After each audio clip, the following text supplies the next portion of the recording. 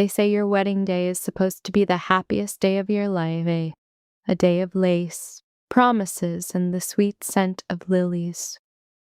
But as I stood behind the heavy oak doors of the ballroom, clutching my father's trembling arm, I didn't feel like a bride.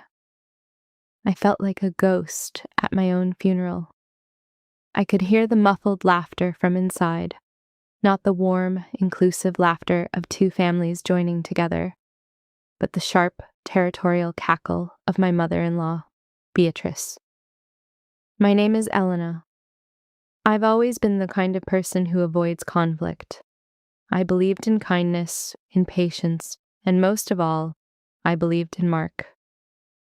We had been together for 3 years, and while I knew his family was challenging, I thought our love would be the shield that protected us. How wrong I was. My parents, soul-crushingly humble people who spent their life savings to give me this one day, were standing next to me. My mother's dress was simple, elegant, but I could see the way she kept adjusting her shawl, trying to make herself smaller. She had already been told by Beatrice that her chosen colors clashed with the vision. "Are you ready, sweetheart?" my father whispered. His eyes were misty. He didn't know yet that the front row, the seats reserved for the bride's parents, had been filled by Beatrice's distant cousins from out of town. He didn't know that the caterers had been told to ignore my mother's dietary requests.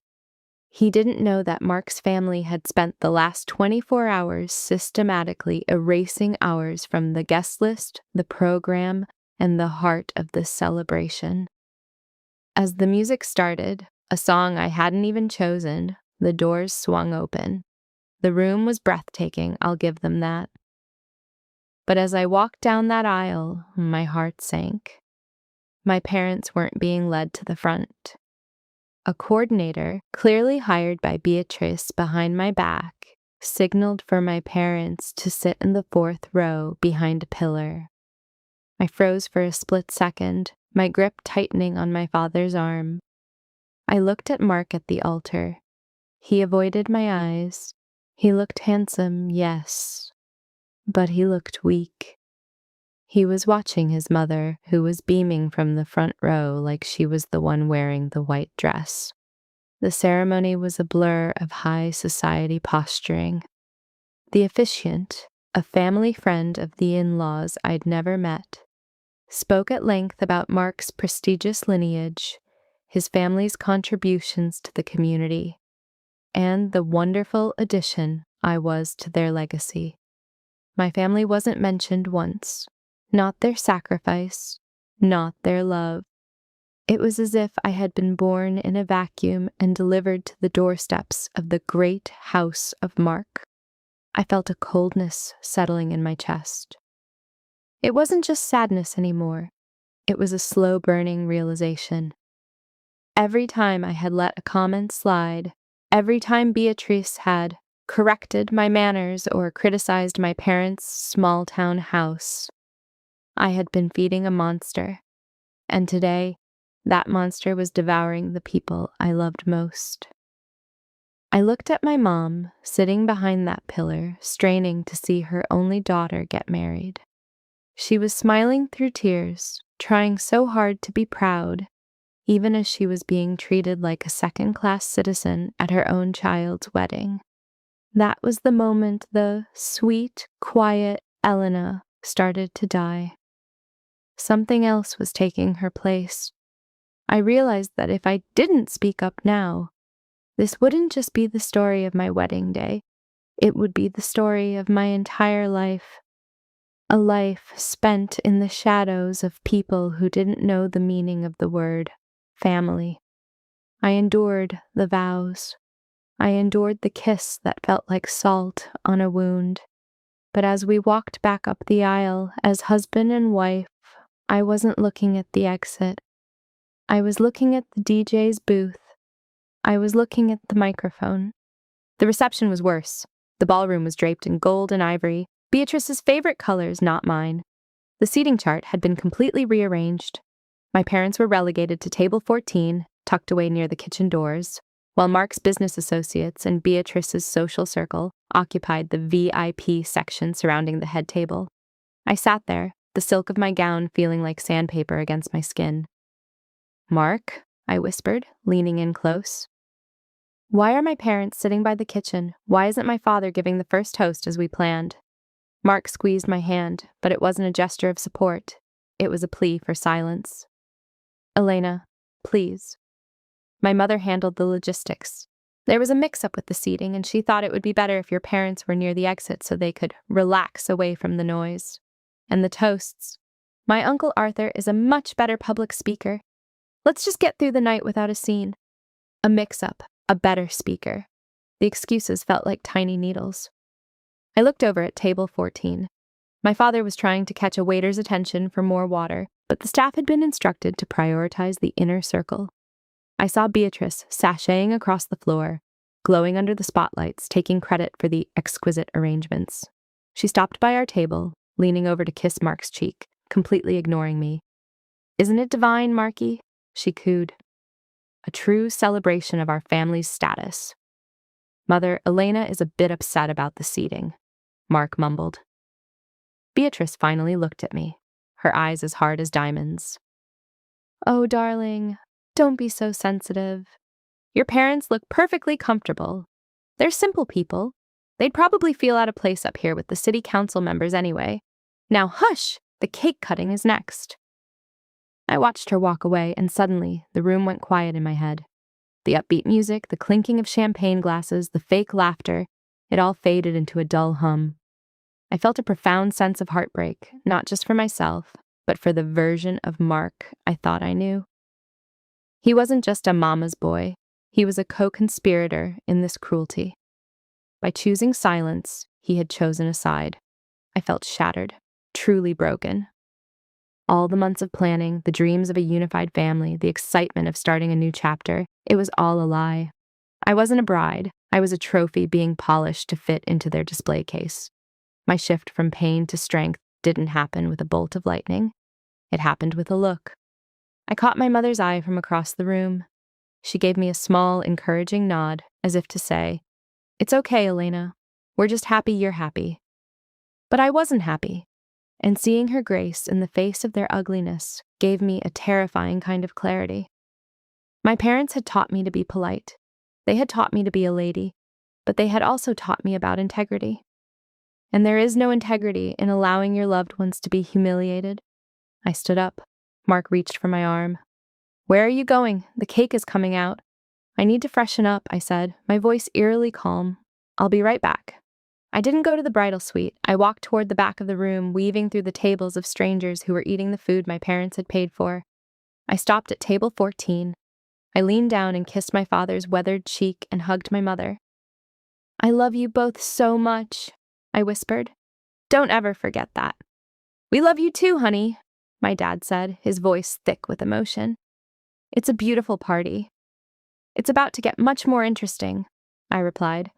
I turned away before they could ask what I meant. I walked straight to the DJ booth. The young man looked up, surprised. "Give me the mic," I said. It wasn't a request. The music cut out abruptly. A sharp feedback squeal rang through the hall, silencing the chatter. Everyone turned toward the head table, expecting a pre-planned speech. Beatrice was already smoothing her dress, likely thinking she was about to be thanked for her generosity. Mark looked panicked, half standing from his chair. "Good evening, everyone," I began. My voice sounded different over the speakers, deeper, steadier. "I'd like to take a moment to talk about family, because that's what today is supposed to be about, right?" I saw Beatrice smiling, nodding to her friends.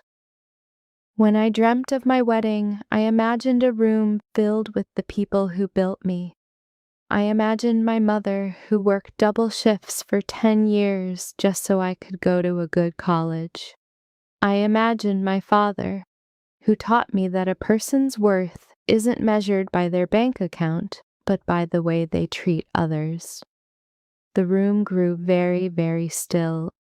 I walked slowly toward the center of the dance floor, the spotlight following me. But as I look around this room tonight, I see something different. I see a vision that didn't have room for my parents in the front row.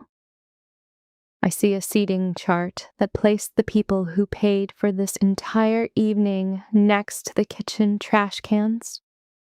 I see a groom who was too afraid of his mother to tell her that disrespecting his bride's family is an insult to the marriage itself. Gasps rippled through the crowd. Beatrice's face turned a shade of purple I didn't know was humanly possible. Mark was frozen, his mouth slightly open. "Beatrice," I said, looking her directly in the eye, "you wanted this to be a showcase of your family's status. You wanted to erase my parents because they didn't fit your aesthetic. Well, let me make one thing very clear to everyone in this room. My parents are the only royalty here. They have more heart in their pinky fingers than this entire VIP section has in its collective soul." I turned to Mark. "And Mark, I loved you. I really did. But a husband who watches his wife's heart be stepped on and does nothing isn't a husband. He's a spectator. And I didn't get married today to be a performance for your mother." I pulled the expensive diamond ring, the one Beatrice had insisted on picking out because my choice was too modest, off my finger. I walked over to the head table and placed it gently in front of Mark. "The marriage license hasn't been filed yet," I said into the mic, my voice cracking just slightly with the weight of the moment. "Consider this wedding canceled. To my guests, to my real family and friends, the bar is open and the food is paid for. Enjoy it. But as for me and the people I actually love, we're leaving." I dropped the mic. The thud echoed like a gavel in a courtroom. I walked over to table 14, took my mother's hand and my father's arm, and we walked out. We didn't look back. We didn't stop when Beatrice started screaming. We didn't stop when Mark finally found his voice and called my name. We just kept walking out into the cool night air. The aftermath was chaotic, of course. There were legal battles over the deposits, a social media firestorm, and a lot of tears. But for the first time in years, I breathed easily. I lost a husband that day, but I found my spine. I protected the people who had spent their lives protecting me. Today, I'm in a much different place. I learned that you cannot build a home on a foundation of silence and shame. Justice isn't always about a court of law.